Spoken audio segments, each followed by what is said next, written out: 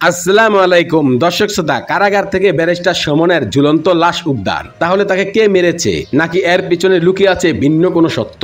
জানতে পুরো ভিডিওটি দেখুন। আশা করছি পুরো ভিডিওটি দেখলে আপনাদের কাছে তা পরিষ্কার হয়ে যাবে। এখন আপনাদেরকে আমি এই বিষয়ে একটি নিউজ পড়ে শোনাবো, যে নিউজটি প্রকাশিত হয়েছে দৈনিক কালবেলায়।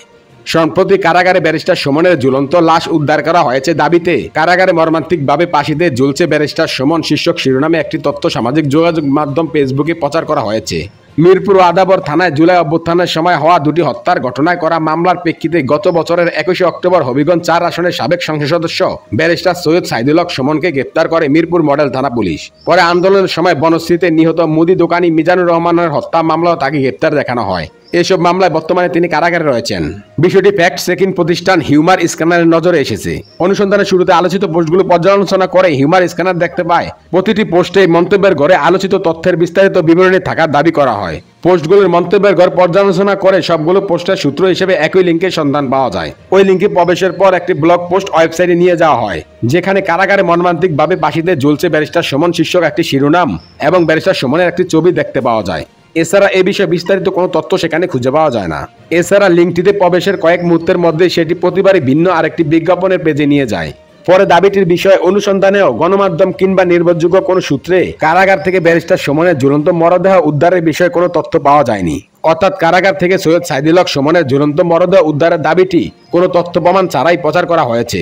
সংস্থাটির টিমের অনুসন্ধানে দেখা যায় কারাগার থেকে ব্যারিস্টার সৈয়দ সাইদুল হক সুমনের ঝুলন্ত মরদেহ উদ্ধারের তথ্যটি সঠিক নয়। প্রকৃতপক্ষে সম্পূর্ণ ভিত্তিহীনভাবে আলোচিত দাবিটি প্রচার করা হয়েছে। সুতরাং কারাগারে ব্যারিস্টার সৈয়দ সাইদুল হক সুমনের ঝুলন্ত মরদেহ উদ্ধারের দাবিতে সামাজিক যোগাযোগ মাধ্যমে প্রচারিত তথ্যটি সম্পূর্ণ মিথ্যা।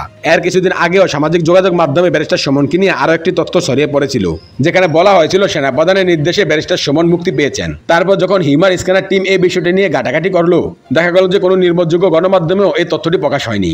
এছাড়াও ইতিমধ্যে আরো একটি নিউজ হয়েছে ব্যারিস্টার সুমনকে নিয়ে, যেখানে দেখা গেছে যে কারাগার থেকে ব্যারিস্টার সুমন পরিবারকে বিভিন্ন ধরনের চিঠি লিখেছেন। যেসব চিঠিগুলো সোশ্যাল মিডিয়ায় আবার ভাইরাল হয়ে গিয়েছিল।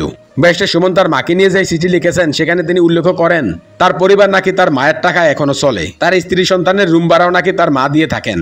তিনি বলেন যে যে বয়সে মা তোমাকে আমার দেখার কথা, সেই বয়সে তুমি আমার পরিবারকে এখনো দেখছো।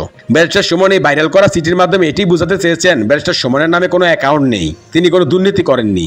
আমার যেটি মনে হয় ব্যারিস্টার সুমন তার নিজের অ্যাকাউন্টে কোনো টাকা পয়সা রাখেননি, রেখেছেন তার স্ত্রীর নামে, নয়তোবা তার মায়ের নামে বা তার বোনদের নামে। এজন্য তিনি এসব কথা এভাবে বলছেন। ওই যে একটি কথা আছে না, অতিভক্তি চোরের লক্ষণ। তা না হলে ব্যারিস্টার সুমন তার পরিবারকে লেখা চিঠি কিভাবে সোশ্যাল মিডিয়ায় ভাইরাল হয়? এসব চিঠিপত্র অনলাইনে প্রকাশ হওয়ার পিছনে ব্যারিস্টার সুমন এবং তার পরিবারের হাত রয়েছে, এবং তিনি চিঠিগুলোতে কিছু আবেগী কথা লিখে জনগণের মনকে গলাতে চেয়েছেন, যাতে তাকে দ্রুত ছেড়ে দেওয়া হয়। এজন্য তিনি এইসব চিঠি সোশ্যাল মিডিয়া ছড়িয়েছেন, আমার যেটি মনে হয়। তো যাই হোক, যে বিষয়টি আজকের টপিক, যে ব্যারিস্টার সুমনের ঝুলন্ত লাশ কারাগার থেকে উদ্ধার করা হয়েছে, মূলত এটি একটি মিথ্যা নিউজ সোশ্যাল মিডিয়া ছড়ানো হয়েছে। তো আপনারা অবশ্যই এই ধরনের গুজবে কান দেবেন না। প্রকৃতপক্ষে কারাগারে যে ব্যারিস্টার সুমন মারা যাননি, এই বিষয়ে সত্যতা তুলে দেওয়ার জন্যই আজকের এই নিউজটি করা। তো যাই হোক, এই বিষয় নিয়ে যদি আপনাদের কোনো মতামত থাকে তাহলে অবশ্যই তা কমেন্ট করে জানাবেন। ভিডিওটি এই পর্যন্তই, দেখা হচ্ছে পরবর্তী ভিডিওতে। সে পর্যন্ত সবাই ভালো থাকবেন, সুস্থ থাকবেন। আল্লাহ হাফেজ।